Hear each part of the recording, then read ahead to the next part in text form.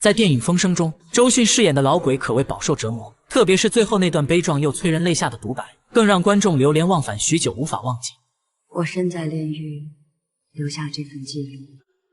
我的肉体即将陨灭，灵魂却将与你。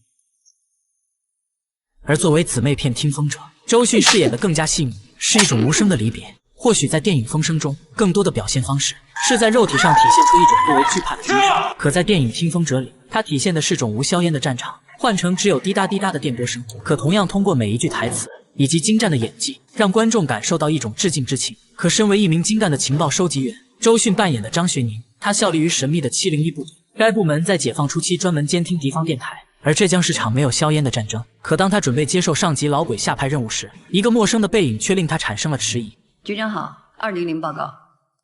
5年前我见过老鬼，